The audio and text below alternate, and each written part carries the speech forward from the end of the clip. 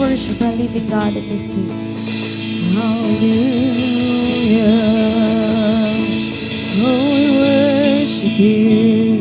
We lift your name in this place. Just have your way, Jesus. Let your presence fill this place.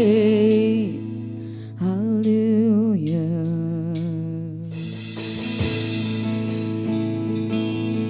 Oh, we worship you. We give you praise. We exalt your name, Jesus.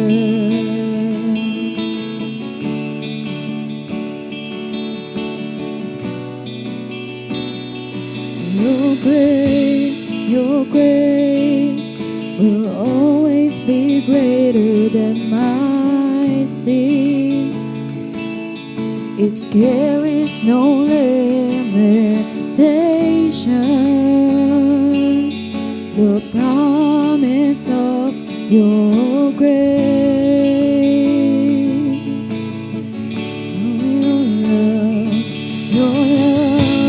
Your love, it takes me just as I am.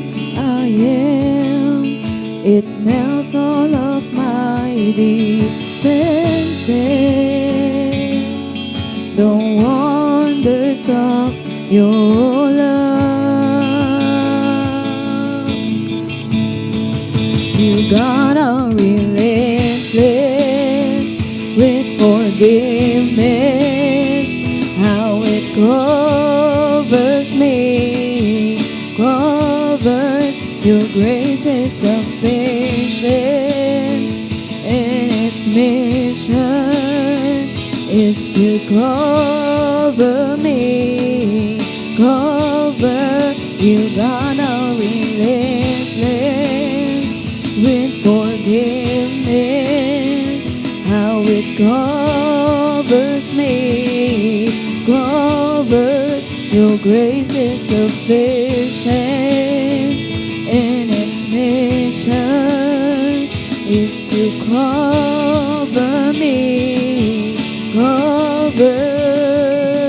Yeah.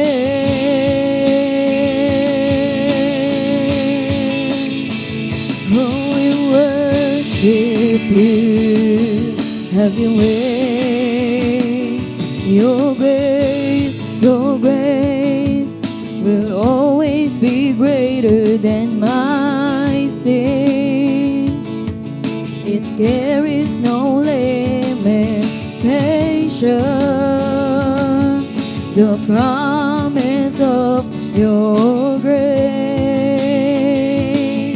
Oh, we sing your love, your love. It takes me just as I am. It melts all of my defenses. The wonders of your love. You got a relentless with forgiveness. How it covers me, covers. Your grace is sufficient, and its mission is to cover me, cover. You got a relentless with forgiveness. How it covers me, covers. Your grace is sufficient, and its mission is to cover me, cover. Yeah.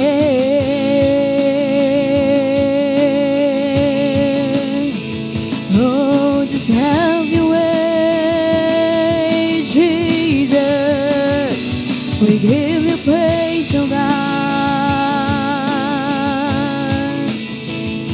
We exalt your name, and I love you.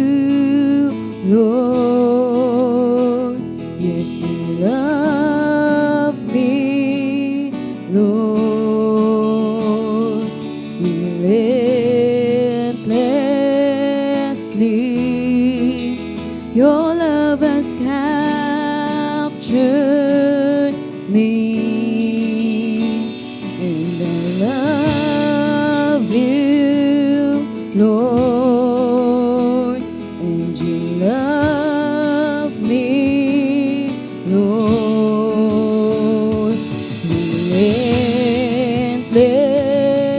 relentlessly. Your love has captured me. I love you, Lord, and you love me, Lord, relentlessly. Your love has captured me. You God are relentless with forgiveness. How it covers me, covers. Your grace is sufficient, and its mission is to cover me, cover. You God are relentless with forgiveness.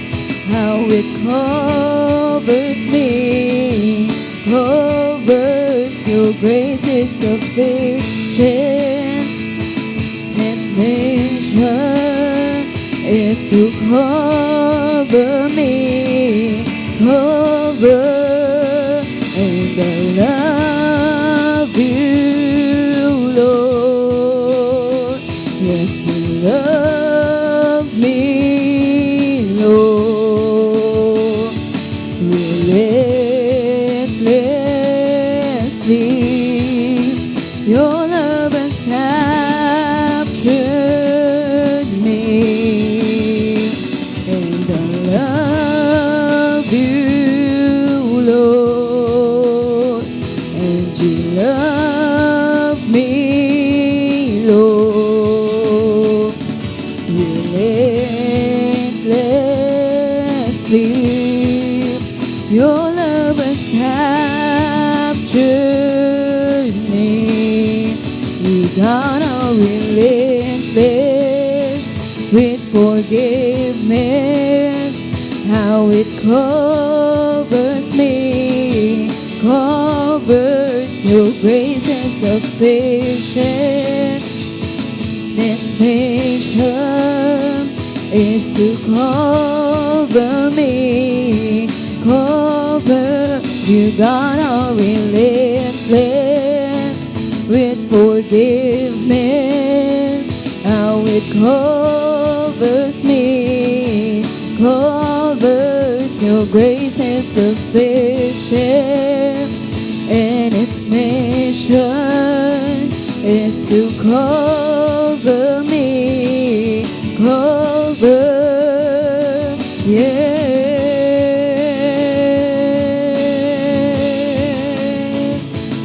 Oh, have your way.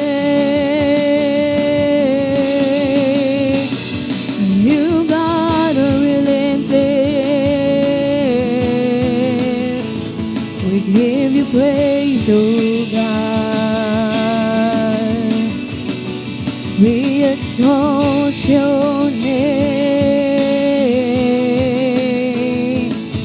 Just have your way, have your way. We glorify you, God.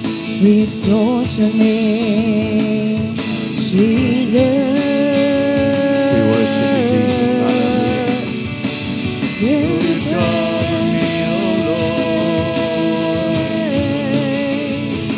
We Lord. Cover me, worship God. you.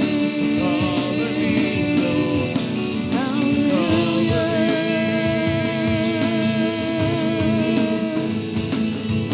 Grace covers. Your grace covers me.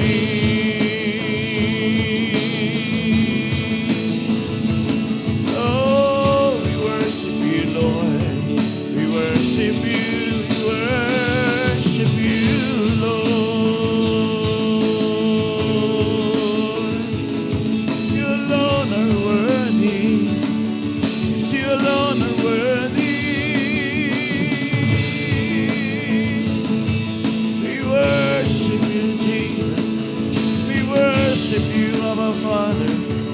worship you, Holy Spirit.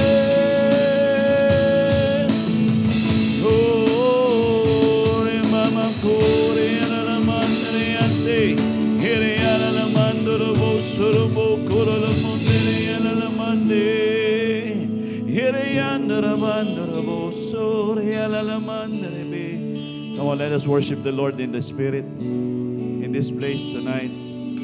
Let's just pour out our hearts to Him in worship. Hallelujah. Here Alamandre, Ase. Here Androbo, Korola, Mondere, Anbe.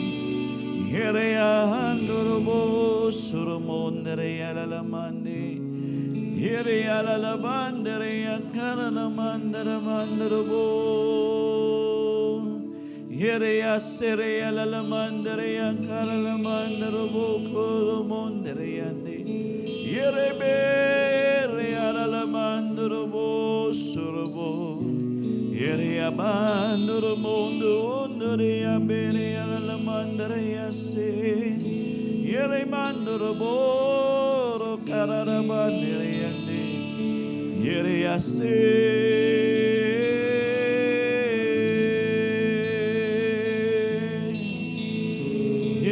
Alamande, Sorobo, Koralamandara, Yandere, Alamandarabo. We worship you. We worship you, Lord. You're worthy, you're worthy, you're worthy, God. For what we are continuously experiencing from you, O God. The love, the grace. Yes, it's relentless. It never stops. Maraming salamat, Panginoon.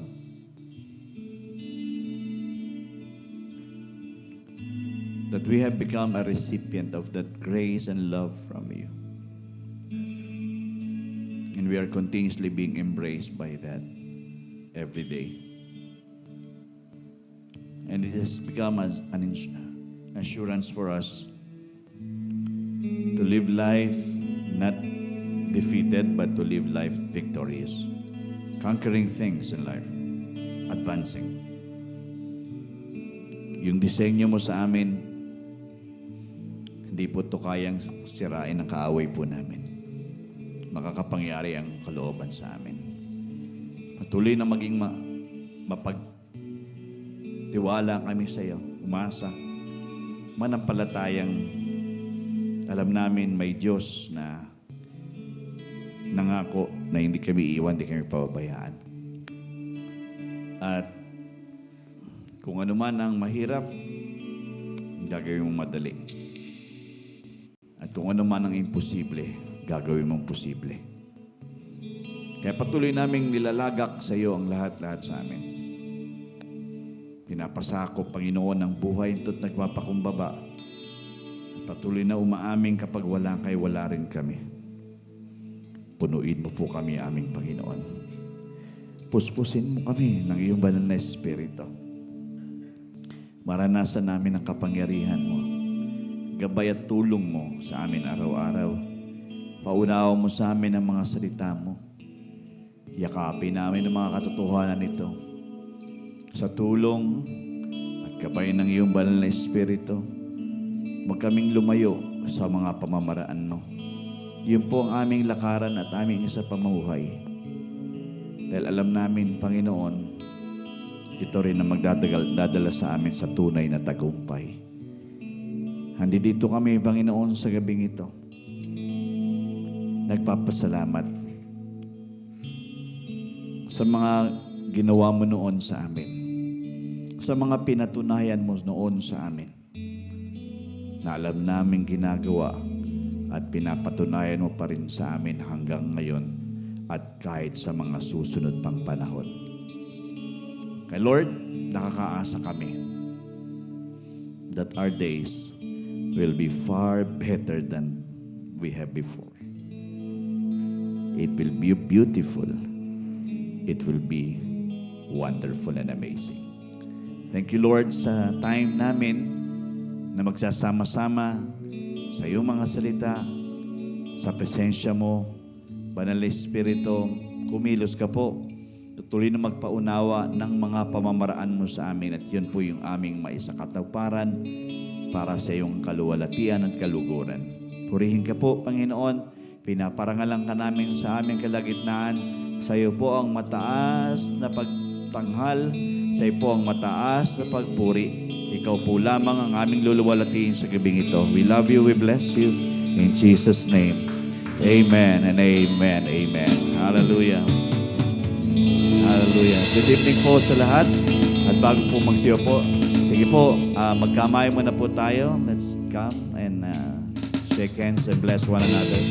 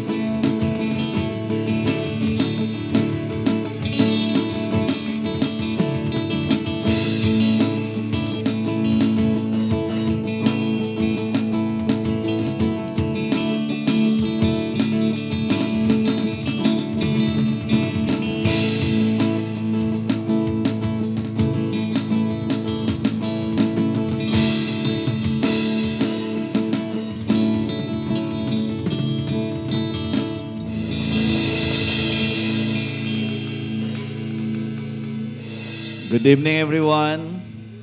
Gandang gabi po. You are blessed. Hallelujah.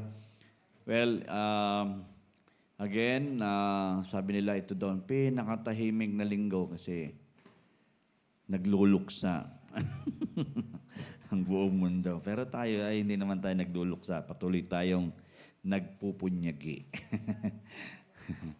Tayo po'y nagse-celebrate, nagdiriwang dahil ang Diyos po natin ay hindi po namatay. Namatay lang siya saglit, pero nabuhay siya maguli. Ano? We just wanted to, siyempre, to remember what had transpired during the week.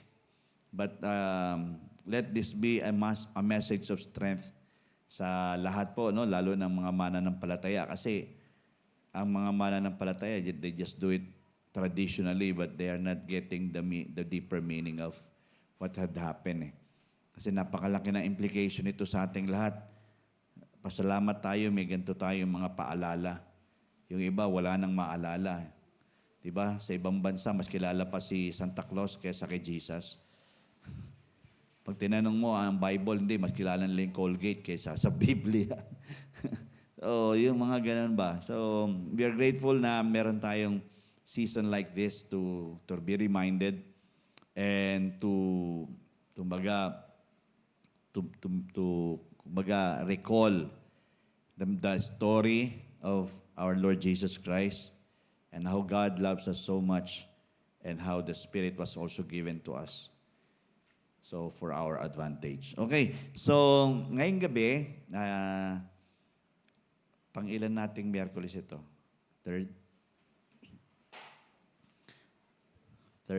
Third Wednesday natin. So, bukas, pahinga naman lahat. Sa Sabado po ay KB, Kingdom Builders. Okay, so we are encouraging everyone to be a part of this. Kasi as believers of the Lord Jesus Christ, lalo na dito sa LPBC, Life and Peace Believers Community, we are all called to be kingdom builders. We are not just kingdom watchers. Kingdom, mamaya may watchers tayo, pero kingdom builders po tayo. Amen? So, alas 4 ng hapon po ang kingdom builders sa Sabado. Okay? Sabi nila, Black Sabbath ba ang tawag nila? Black Saturday. Black Sabbath. Black Saturday pala. Black Saturday. Pero tingnan natin kung black, Baka mamaya magliwanag hindi mo black. Okay, so yan po ang ganap sa Sabado, itong darating na Sabado, alas 4 ng hapon, huwag yung kalimutan niya na yung ating Kingdom Builders. So if you have some inquiries with regards to that, pwede niyo pong kontakin sila Brother Ben, Sister She. At alam ko sa chat group, naglagay siya ng paalala, simulan po natin ulit ang kaayusan sa baba. Okay, so meron po mga designated lang na pwedeng, hindi naman binipigilan ng lahat, but if you have transactions, let it be sa downstairs na. Okay, yun po. Tapos, next week, next Saturday naman ay yung ating youth fellowship. Okay, youth fellowship will be 4 p.m. as well. I thank God kasi may mga nagdadala ng mga kaibigan nila. At bakasyon naman siguro na, hindi pa. Bakasyon na, no? So, pwede niyong bitbitin yung mga friendships niyo, no? Lalo na kung talagang best friend. Ang tunay na best friend, dinadala sa simbahan yan. Hindi po kayo ay dinadala kung saan-saan. So, bitbitin po natin yung mga kaibigan natin sa simbahan o sa pagtitipon ng mga kabataan sa April 26. Okay? So, yan po. Tapos, May 17 and 18, yung ating pong Summer Saya. Again, paalala po, ang last payment will be on the last Sunday, which is April 27. So kung di pa po kayo nakapag-settle, please, settle na po. 2 linggo na lang yan. Okay? So, I hope makapag-settle po ang lahat. And at the same time, nandiyan na po, nakabili na tayo ng t-shirts. Ipiprint na lang po yun. Ayan po yung design ng t-shirt po natin. Kung may hahabol pa man, pwede pa rin po naman. Pero hanggang katapusan na lang po ng Abril. Para somehow, yung Mayo, kasi medyo sunod-sunod na po yan eh. Ang alam ko, ang May 11 po yung ating general orientation prior sa Summer Saya po natin. So sa ating chat group, meron na rin mga naglalagay ng kanilang mga sasakyan, kung ilan sila sa sasakyan. At kung wala pang mga sasakyan, pwede dapat mag-inform po. No? So mag-inform po yung mga walang sasakyan para maggawaan po ng paraan. Okay? So by that day ay hindi po tayo nangangapa kung papaano. Okay, so yan po ang mga paalala para sa ating Summer Saya. At Thursday, meron kayong bukas? Wala kayong, okay, pahinga muna daw ang prayer warriors. Thank God po, kasi alam ko naging maayos naman ang procedure ni Sister Melissa kanina sa kanyang colonoscopy, endoscopy. So maayos naman daw at maganda rin naman po yung mga resulta. Praise God. Yun po. Tapos, ano pa ba? Mga paalala po natin. Ano pa ba? Wala na.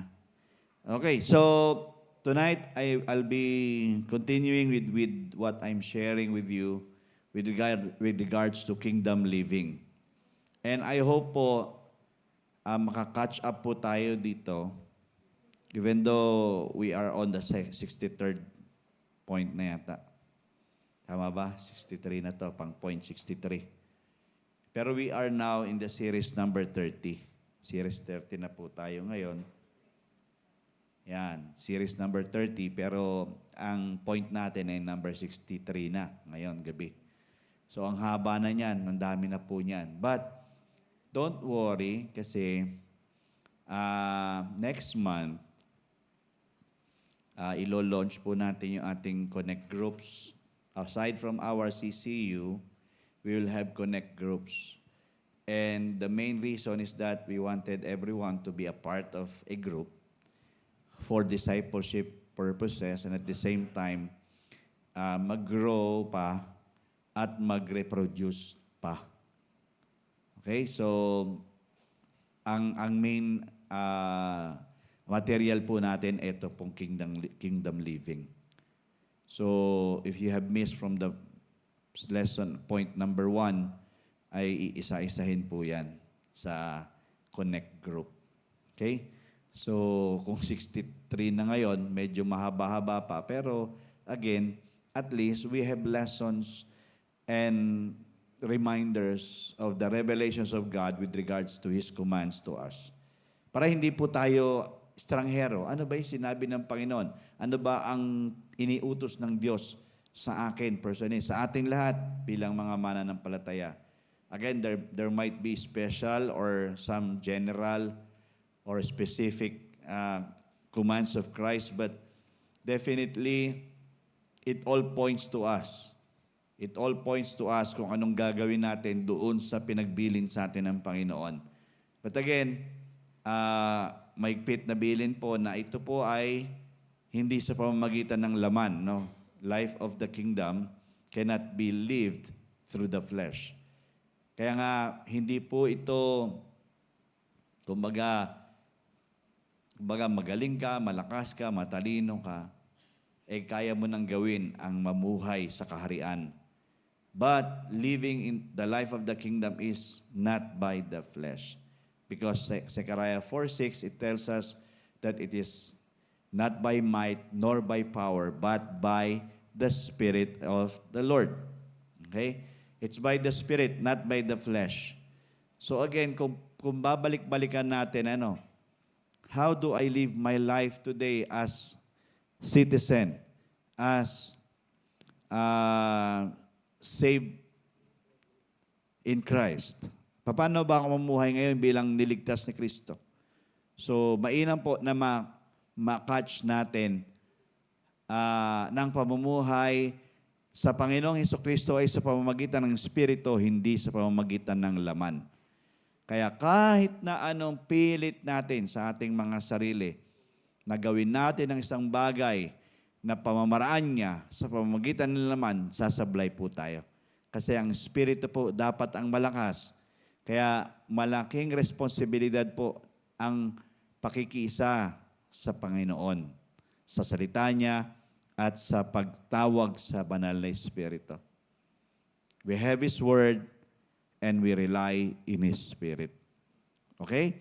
So tonight, I just wanted you, this is another point, but I want us to get this very strongly kasi 3 beses ito inulit sa Gospels, no? And kapag inuulit-ulit ang isang storya, ibig sabihin, binibigyan niya ng diin ito. That is why the Lord wants us to be reminded again and again and again. I have said this in this book, and I have said this again in this book. I have said this again in another book, because I want everyone who belongs to me to recall and never let go of these truths. Okay? So babasahin po natin. Medyo mahaba-haba po ito. But this is in Luke chapter 12, verses 35 to 48. Okay? Kaya lumiit na yan tayo yung mga letters dyan. But again, babasahin po natin yan. Verse 35 muna.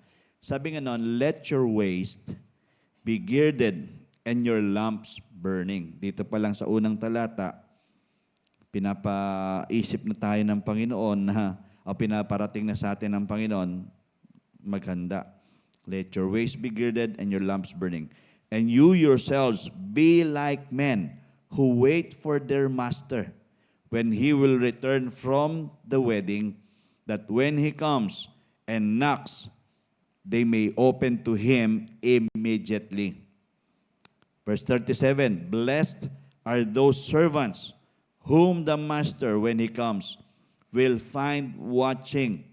Assuredly, I say to you, that he will gird himself and have them sit down to eat, and will come and serve them.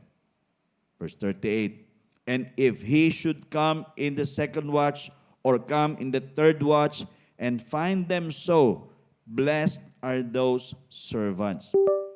But know this, that if the master of the house had known what hour the thief would come, he would have watched and not allowed his house to be broken into.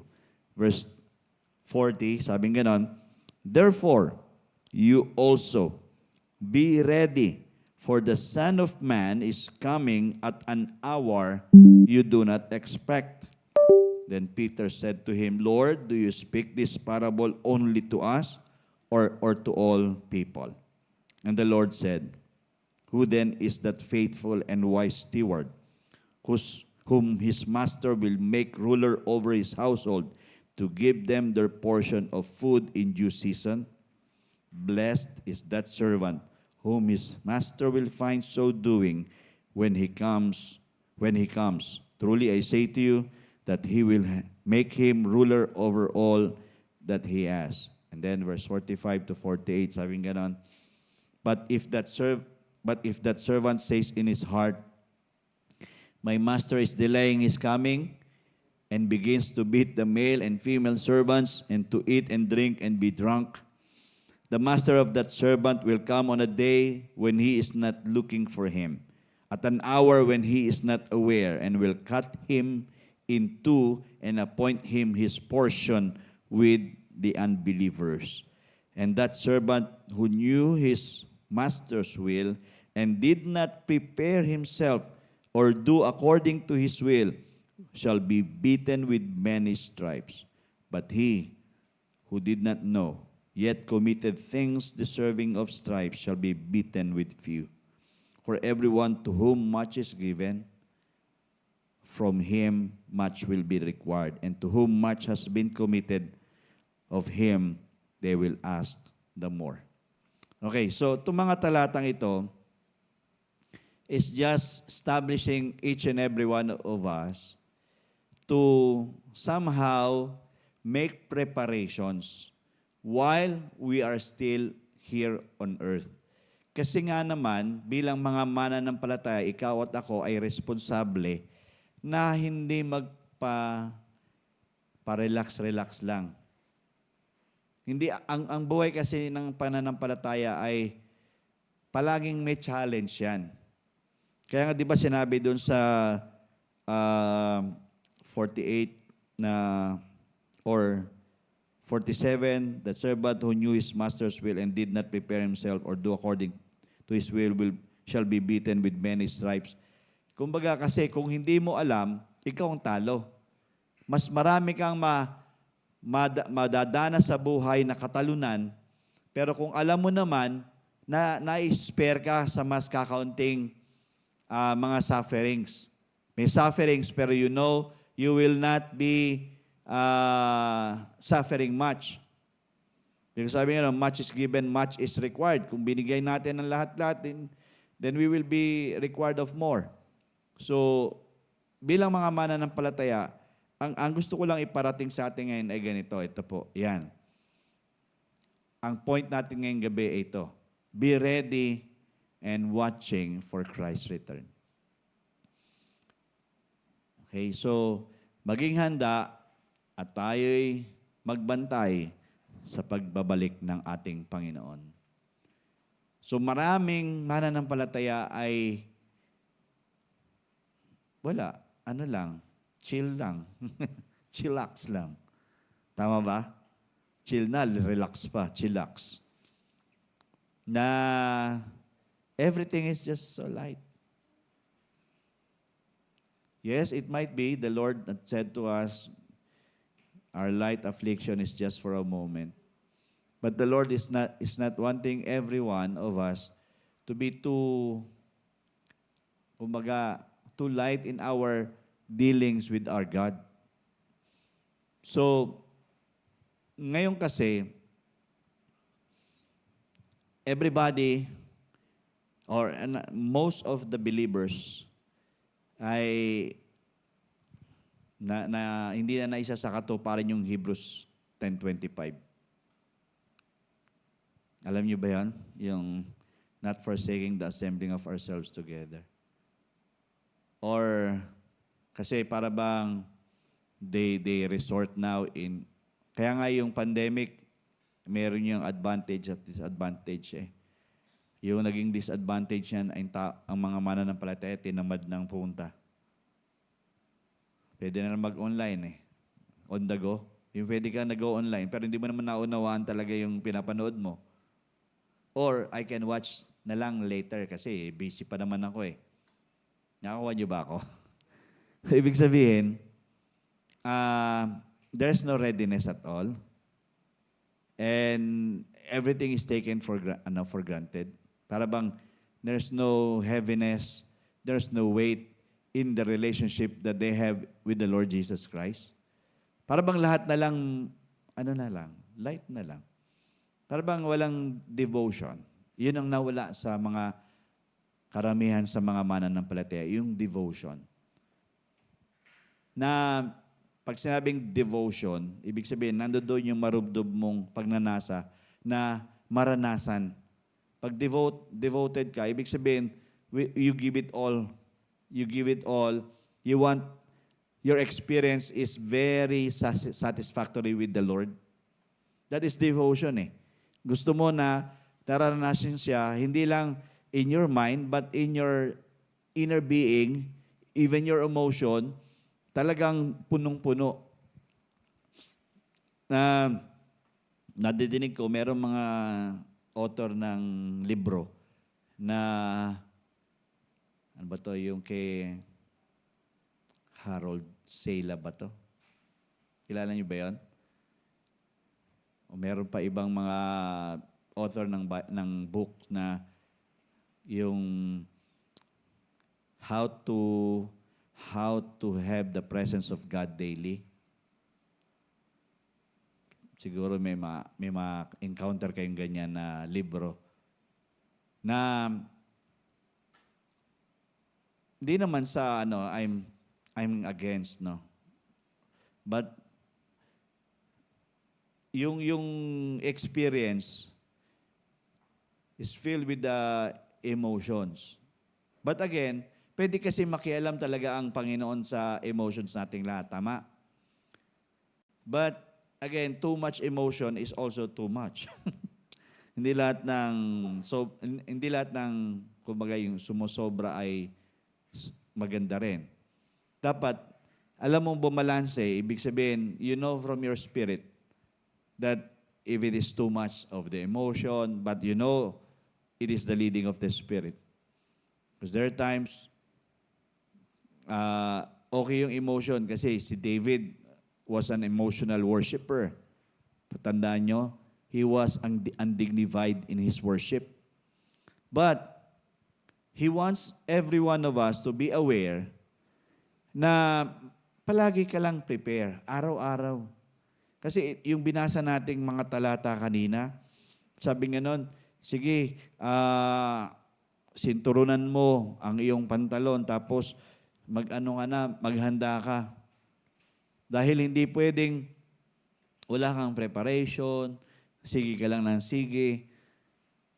And at the same time, alam mo ano mangyari, alam mo yung ginagawa mo, na hindi ka nahihiwalay sa gusto ng Panginoon. That is why, ang point natin tonight is, God is calling for vigilance.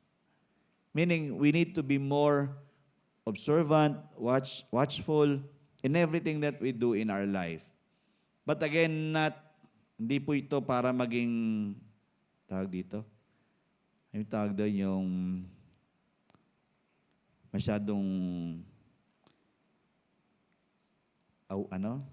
sensitive, tawag doon. May tawag doon yung masyado kang sensitive sa lahat. Extreme of both worlds. Kaya balance lang. You know where you put yourself when you know it is God and His Word is alive in you. Being vigilant is that we practice what we need to practice. Amen? Nag-aaral tayo ng salita ng Panginoon araw at gabi. And at the same time, we pray to God in the Spirit. And even we ask the Spirit of the Lord to guide us in everything that we do. In all our transactions, in all our dealings, in all that we do, wherever we go, we ask for direction. It's more of we humble ourselves and submit to the Lord's Lordship para i-guide tayo. Just like little children, they don't know what they do. They just ask the Father or their parents.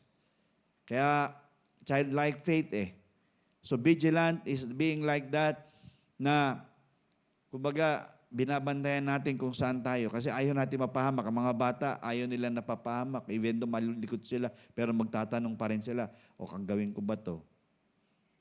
Out of control minsan, hindi mo naintindihan yung mga salita niya, pero may sensitivity rin yan. Yung mga bagay na alam nilang mapapahamak sila pag ginawa nila.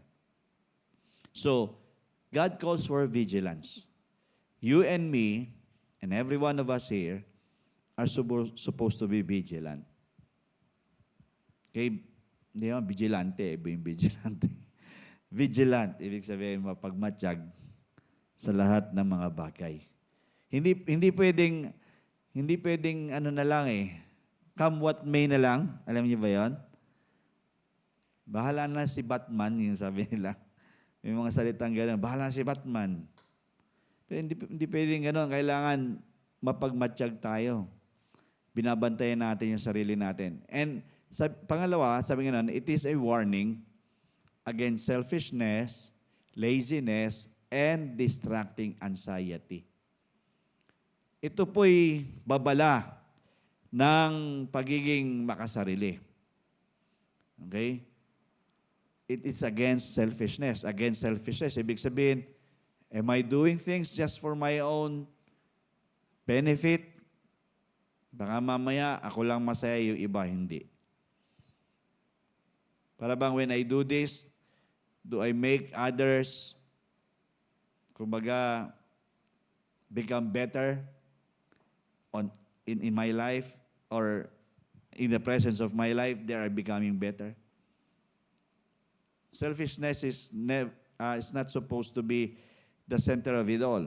It's more of we are overcoming selfishness. And then, laziness, kapag we ready ourselves and watch, we overcome laziness. Kasi nga, on the go si Abraham, di ba?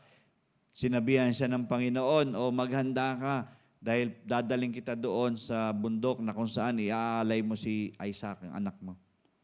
Anong ginawa niya? Madaling araw pa lang, naganda na siya. Hindi naman sinabi ni Abraham, nakita ko naman na later, Lord, later. Hindi ganon, di ba? They are always ready. Katulad nung preaching natin last Sunday. Di ba, ang sabi ng Panginoon, pag may nakita kang cult, ano ba yung cult sa Tagalog? Kulto. Yung asno. Ha? Bisero. Kaya hirap, ang layo ng sa Tagalog Bisero. So, di ba sabi ng Panginoon, pag may nakita kang cult, punta ka doon, kukuhanin mo yung cult na yon. At pag may nagsalita doon na bakit kinukuha, sabi mo, kailangan ng aming hari. So, nagpatumpik-tumpik ba? Hindi. Pinuntahan ka agad ng disipulo yan. At nung nandoon, hindi naman sinabi, ay wala yung may-ari, hintayin muna natin yung may-ari. Hindi po, kinuha lang nila at dumating nga yung may-ari just at the right time. And they say, the Lord needs this. My Lord needs this. My King needs this. And they do it. So there's no laziness in there. The Bible is not promoting laziness It's promoting, tawag dito, perseverance. Everything that we are not supposed to justify laziness in our life. Okay? Kasi hindi po maganda. Ang mga naghahanda, pag naghahanda, may ginagawa. Tama? And then, distracting anxiety. Ito tumatalo sa lahat. Maraming nasisira dito. It is a warning against distracting anxiety. Yung akala mo, wala ka na magagawa. Alalang-alala ka sa mga bagay-bagay. Anxiety, yung para bang, lahat na lang, big deal na lang. Pinag-aalalahanan mo. Para bang, wala, as in talagang hopeless cases na. These are things that does not give us readiness and being watchful in our life. Pero mo, lahat na lang, hirap na hirap tayo. Inaalala natin. May nangyaring ganito, nagkaroon ng lindol sa Myanmar. Naalala natin magkakaroon ng lindol dito. Nagkaka-anxiety ba? Pag nagpagawa tayo ng bahay, dapat kailangan yung katulad ng sa Japan, pag lumilindol, gumaganon lang, umuuga lang. Pasadya lahat. Kung lilindulin yan, lilindulin yan, basta matibay ka sa Panginoon, hindi masisira yan, di ba? Distracting anxiety. Hindi mo na problema, pinoproblema mo pa. Yung kapitbahay mo, na palaging nagpapadumi ng aso sa... pinoproblema mo pa yun.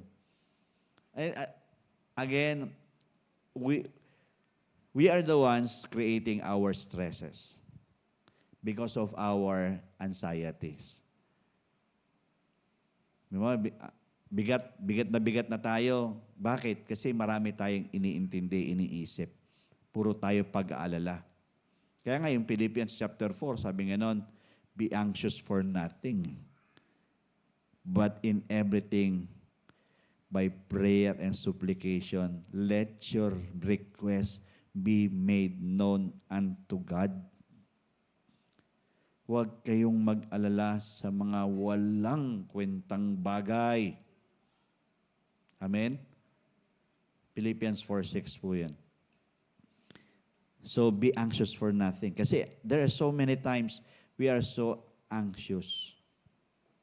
And then, itong maganda rito sa point na ito. Ito ang matinding paalala. We are to live in a state of service to our King. Alam niyo itong command ng ating Panginoong Jesucristo, this is a promotion that everyone, just like Jesus, is made to serve.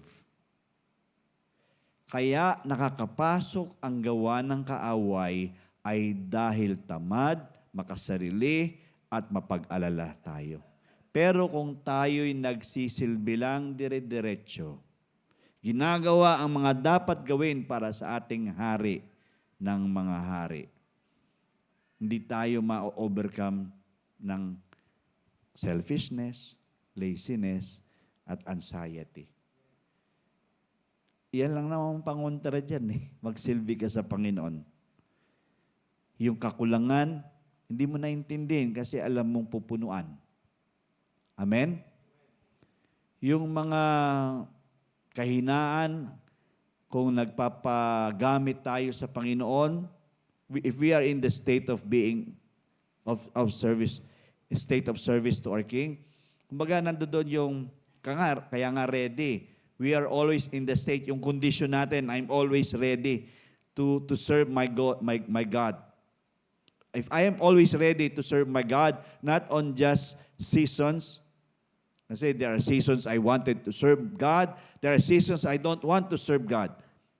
But the Lord is just promoting, advertising to us as believers of the Lord Jesus Christ, we need to serve God from the day that we are born until the day that we will end this life. It's not just a season in life. The life that we live is the life that we need to serve for our God.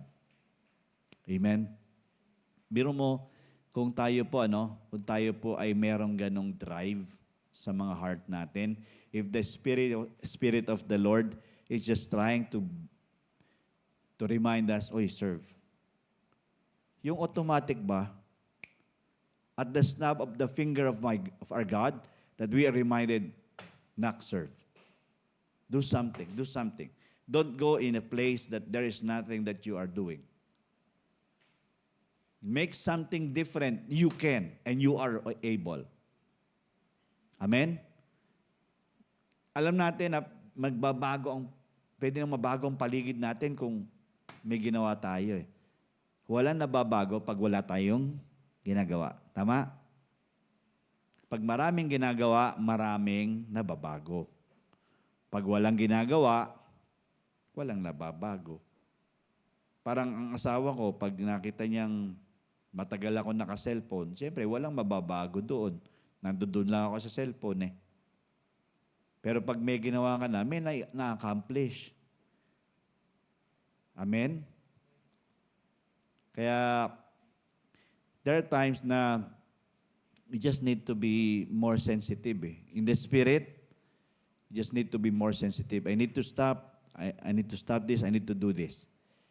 This is what the Lord is, yung sensitivity sa Holy Spirit, it just drives us to serve eh. It will always drives us to serve. Ang banal na Espiritu will always lead us to be of service. Again, paalala ng Panginoon, He came to serve, not to be served. To seek and save that which was lost. Hinahanap niya para maligtas ang mga naliligaw. At naparito siya, hindi para paglingkuran, kundi maglingkod. So sana, ganun din yung mga anak ng Panginoon. Sa simbahang ito, if there is, tawag dito yung, ano ba tawag doon, yung kusa? Initiative na kung tayo kung nasanay tayong may initiative yung the desire to serve, yung the tawag dito the flow in our system to serve, we are not trying to be VIPs. Madali lang eh. Makakita ka lang ng kalat dyan, pupulutin mo. At dito sa simbahan, nakita mo, daming buka, parang ang dami nagsusuklay dito. Eh di bumili ka ng kumuha ka ng tape dyan, tapean mo, tapos ganon mo lang. Mga bagay ba na maliliit, may ginawa, nakakapagdala ng pagbabago. Diba, ang ganda di ba? Wala mga ganon, di ba? Mga maliliit na bagay, pero it brings fulfillment in you because you serve. You don't need to wait for somebody to serve for you, for your behalf. Amen? Kaya nga, we need to be ready. This is how the Lord works while He is still alive. Kumbaga, doon, He is not waiting for a stone to be turned. He is the one who is turning it. Binabaliktad niya na yung mga bato para para mangyari ang mga dapat mangyari. Hindi naman niya hinintay na, even though, yung sa istorya ni Lazarus, nag-abang pa siya ng 2 araw. Tama ba? 4 na araw. Kasi naagnas na si Lazarus. Pero yung delay niya doesn't mean no. Delay means the power of God will still be there because He will still serve so that people will acknowledge the glory of the Lord. Yes, I might have been experiencing some delay in my life, but I will still serve my God. At ganoon na nga nangyari. When He is there and His purpose is to serve, then He served. Anong ginawa? Nagpautos siya. Tanggalin ang bato na tumatabing diyan sa libingan ni Lazaro. But that is the opportunity for him to serve. He calls out the name of Lazarus to come out. And then He let others to serve as well. Nung lumabas si Lazarus na buhay, anong ginawa ng Panginoong Jesus? Okay, tanggalin niyo yung nakabalot kay Lazarus. Let others serve as well. I have done my service, you do your service as well. Ganon din ang gustong mangyari ng Panginoon. I will be doing my service, you need to do your service as well. Amen? Siguro sa simbahan, kung lahat kasi tayo naka-aircon eh. Sanay tayo sa lamig, ayaw natin mainitan. Even though, pag mainitan ka ngayon, grabe ang init. Ang heat index ay 39 yata kanina, mainit. 50 kanina. Dito sa atin mababa, 39 lang. Sabi niyong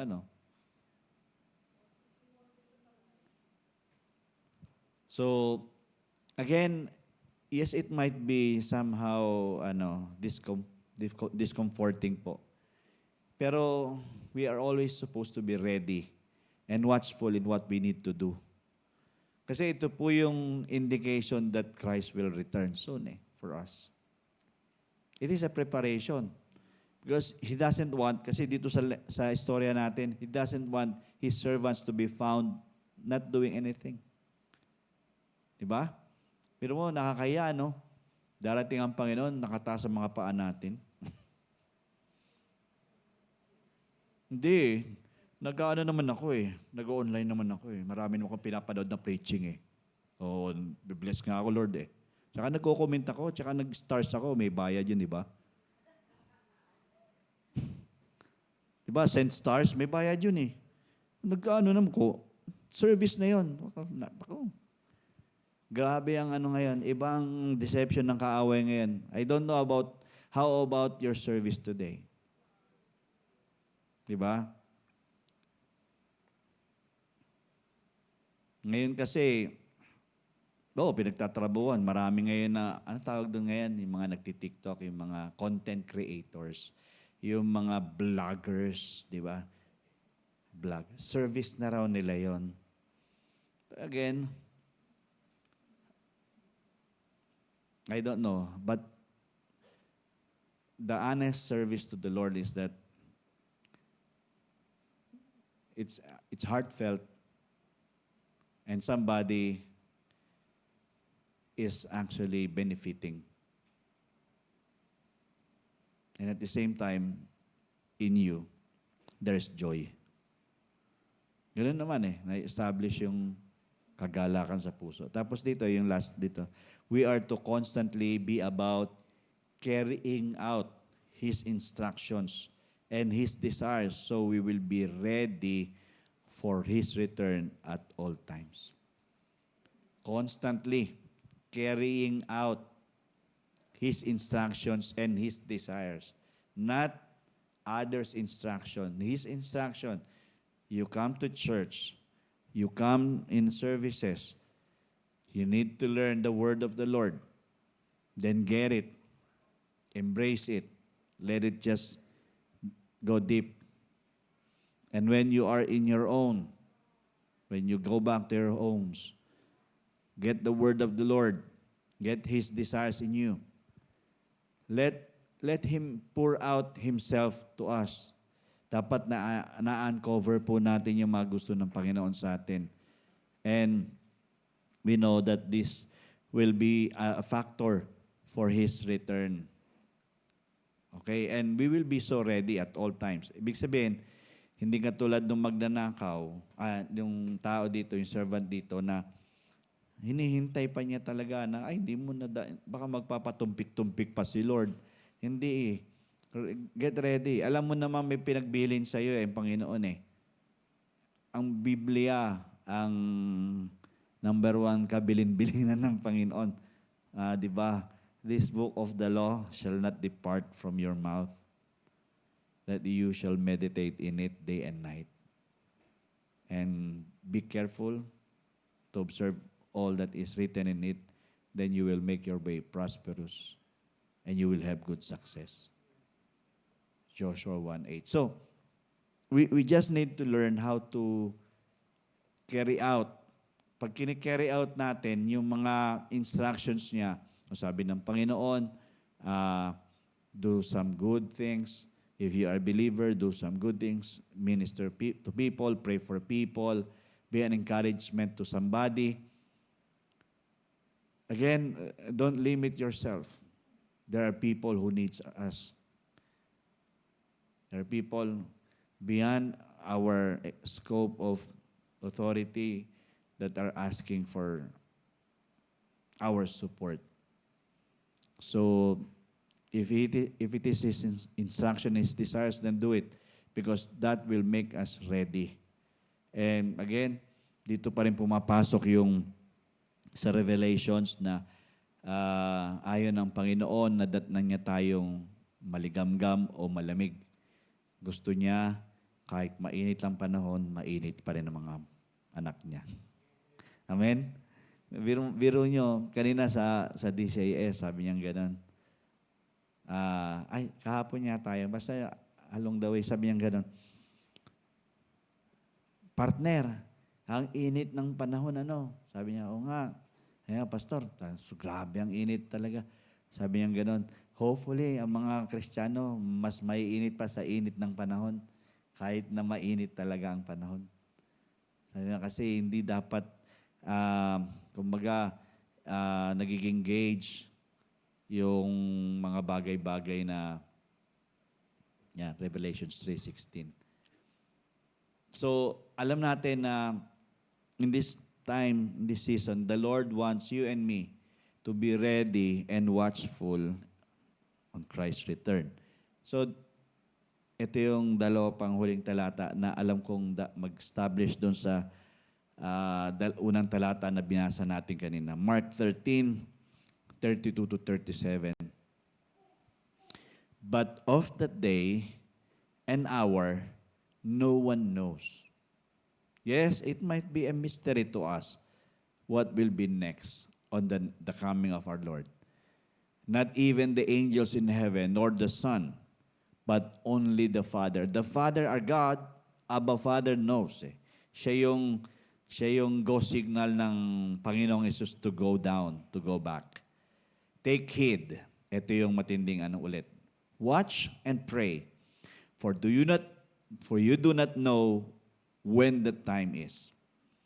It is like a man going to a far country, who left his house and gave authority to his servants, and to each his work, and commanded the doorkeeper to watch. Watch therefore, for you do not know when the master of the house is coming, in the evening, at midnight, at the crowing of the rooster, or in the morning. Yet, unless coming suddenly, he find you sleeping, and what I say to you, I say to all, watch. Hindi natin alam. Again, it is still a mystery. Yung unang binasa natin, it can be on the second watch, on the third watch. Hindi natin alam. But here, sinabi niya, it can be evening, midnight, the crowing of the rooster, or in the morning. But he's just concerned. Ayaw niya na matagpuan niya tayong tulog. O ibig sabihin, wala tayong ginagawa sa ating pagiging mananampalataya. Baga, binigyan niya tayo ng otoridad Iniwan niya sa atin yung bahay niya. Okay? Ang sabi niya lang, gawin mo mga dapat mong gawin. At he commanded being doorkeeper to watch. As doorkeepers, we need to watch. But we are not supposed to be found sleeping sa buhay na ito. Not serving because we are sleeping. And another one, the last one. Matthew 24:42-44. Sabi nga nun, watch therefore, for you do not know what hour your Lord is coming. But know this, that if the master of the house had known what hour the thief would come, he would have watched and not allowed his house to be broken into. Therefore, you also be ready, for the Son of Man is coming at an hour you do not expect. So again, the message is very clear to every one of us na be ready and watchful. Always. For Christ's return will happen. It might be still a mystery to us, but ang sinasabi ng Panginoon, let's keep on doing what He wants us to do. Let's keep on serving. Let's keep on doing the works of the Lord. Let us just be prepared. Let us not be found sleeping. Be watchful. Mapagmasid, mapagbantay po tayo. Dahil naniniwala po ako na ang panahon po natin ngayon ay ganun ang pinararating sa atin.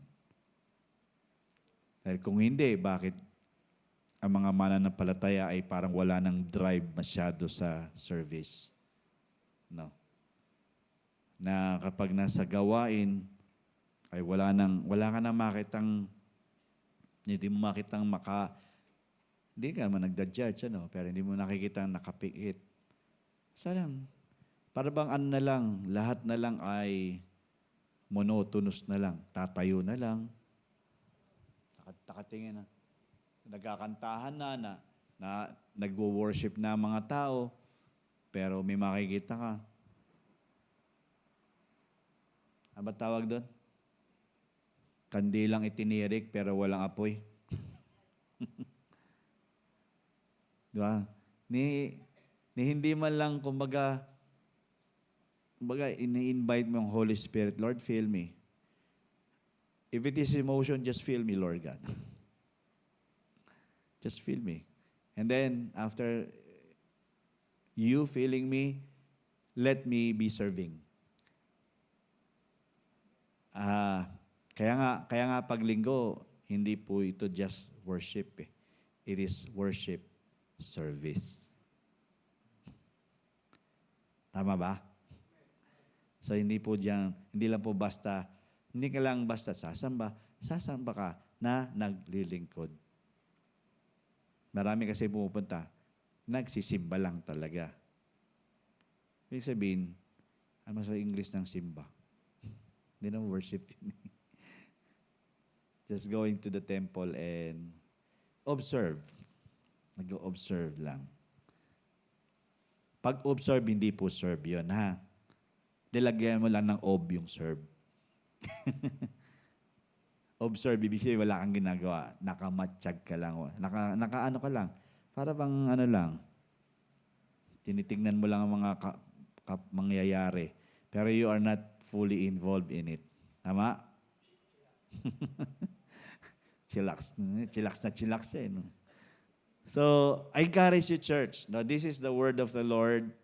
The Lord is trying to get into our system in the spirit that we need to be ready and watchful for Christ's return. That He found every one of us ready at all times. Ready at all times. Not ready sometimes. Ay, magre-ready ako, malapit na kasi. Hindi po, at all times. Now is the time. And we cannot say, it will be next times pa. Okay? Amen? Tayo po tayong lahat. I hope you got something from what I have shared. And we have learned His ways as well.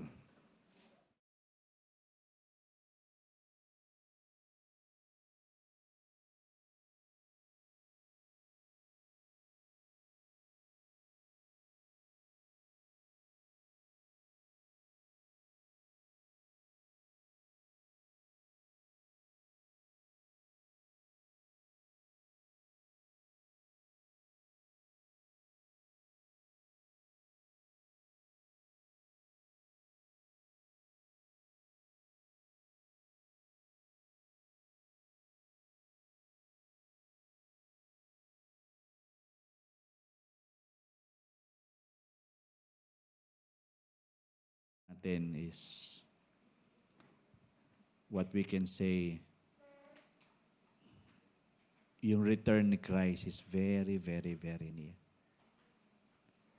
Actually, there is an excitement na namumuo na, Lord, let it be while we are still existing. Habang buhay kami, Lord, dating ka na. Hindi naman yung mga desperate na, Lord, hirap na kami, bumalik ka na, Lord. Iba yun. Kundi, Lord, I'm excited to see you. But before you come, Lord, I'll do what you need me to do here on earth. And I need your spirit. I need your spirit, and I want to embrace your word so I keep going and doing the works that you want me to do. Because I know, pagdating mo, hindi po ako talo. Ang sarap ng gano'n na madadatnan tayo ng Panginoon. Doing so His will while still existing on earth. Hallelujah. Let's bow our heads and close our eyes. Ay po yung manalangin. Dakilang Ama, maraming salamat po sa iyo sa gabing ito. For once again, reminding us of the importance of getting ready at all times. Watchful for the return of our Lord and Savior Jesus Christ. Abba Father, you know it. You have your timetable. But we are now seeing the signs of the end times. And there are fulfillment, Panginoon, sa mga prophecies. And one of those, siyempre, yung the love of many are growing cold. People of your people, Lord God, are not really mindful to be in service for you, and missing the point.